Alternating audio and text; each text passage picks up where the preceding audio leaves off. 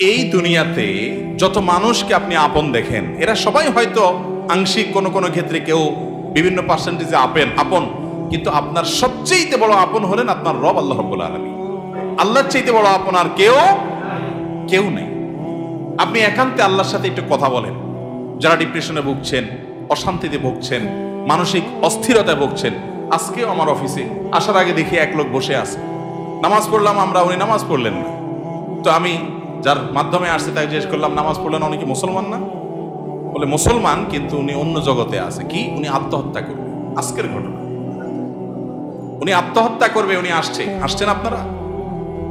এর আগে এক জুমা অফিস থেকে আমাকে ফোন দিল, জুমার নামাজ পড়াইতে ঢুকবো, বলতেছে এক লোক অফিসে এসে ঢুকছে, আপনার সাথে দেখা করবে, সে আত্মহত্যা করবে, জুমার নামাজও পড়বে না, এখন মরার আগে আপনার সাথে একটু দেখা করতে চায়। আমি আছি নারায়ণগঞ্জ, আর সে ঢাকায় অফিসে। ভাইরা আমার, আপনারা হাসছেন। ঘরে ঘরে অশান্তির সমুদ্র চলছে, ঘরে ঘরে মানুষের মধ্যে অশান্তির হাবুডুবু খাইতেছে।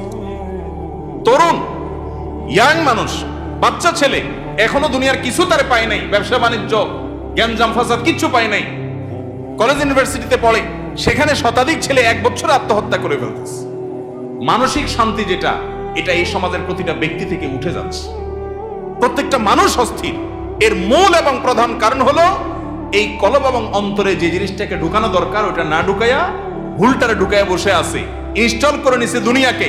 দুনিয়া ছাড়ার কিছু তার মাথায় নাই।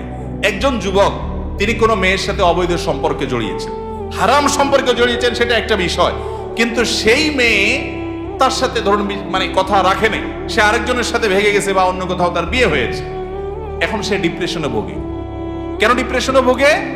যে ওই পছন্দের মানুষটাকে সে পায় নাই। আলটিমেটলি এটা দুনিয়া, ঠিক না বে ঠিক? আলটিমেটলি এটা কি? তার অন্তরে যদি আল্লাহকে স্থান দিত, আল্লাহকে যদি সবচেয়ে বেশি ভালোবাসতো, আল্লাযীনা আমানু আশাদ্দু হুব্বাল, তার অন্তরে যদি আল্লাহর সাথে মহব্বত সবচেয়ে বেশি থাকতো, আল্লাহর সন্তুষ্টিটাকে সবকিছুর উপর যদি প্রায়োরিটি দিত, তাহলে এরকম কেউ তার জীবন থেকে চলে গেছে, কেউ আসছে, কোনো দোস্ত নারাজ হয়ে গেছে, কিছু টাকা লস হয়ে গেছে, একটা ব্যবসা ছুটে গেছে, কিছু ক্ষতি হয়ে গেছে, এগুলোর কোনোটি তার জীবনে কোনো প্রকার প্রভাব ফেলতো? কি হয়েছে? এগুলো গেছে, আরো আসবে, না আসলোই না, তাতে কি সমস্যা? আমাকে তো আল্লাহর কাছে যেতে হবে, কিয়ামতের ময়দানে দাঁড়াতে হবে, সারা জীবনের হিসাব দিতে হবে। আমি সেই জায়গা কি হিসাব দিতে পারবো, সেই জিনিসটা আমি ঠিক রাখতে পেরেছি কিনা, এটাই হলো আমার মূল গোলের জায়গা, এটা হলো মূল টার্গেটের জায়গা। এইভাবে যদি আপনি ভাবেন, তাহলে আপনার মধ্যে ডিপ্রেশন ইনশাআল্লাহ এমনিতেই দূর হয়ে যাবে। মোহতারাম হাজরিন, অতএব সম্পদ উপার্জন করেন, ব্যবসা বাণিজ্য করেন এবং জাগতিক কাজ করেন, এতে কোনো সমস্যা নাই, কিন্তু অন্তরে দুনিয়াকে নয়, আল্লাহকে স্থান দেন। এবং এই স্থান দিতে গিয়ে আপনাকে স্যাক্রিফাইস করতে হবে। কি স্যাক্রিফাইস? ওই যে সৎ পথে চলবেন, হক হালালি চলবেন, টাকা পয়সা বেশি হবে না।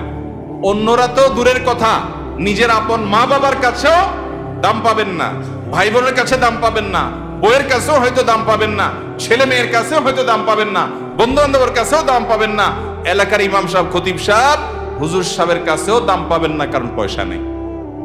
কিন্তু আল্লাহর কসম, যেই জায়গায় দাম পাওয়া দরকার সেই জায়গা ঠিকই পাবেন। আরশ আজিমের মালিক আপনার অনেক বেশি মূল্য দিবেন। নবী করিম সাল্লাল্লাহু আলাইহি সাল্লাম কতবার এরকম বলেছেন সাহাবীদেরকে, তোমরা কোনো জান্নাতি লোক দেখতে চাও? বলি ইয়া রাসূলুল্লাহ, দেখতে চাই। একটা লোক চলে যাচ্ছে সামনে দিয়ে, তিনি জিজ্ঞাসা করেছেন, এই লোকটা সম্পর্কে তোমাদের কি ধারণা?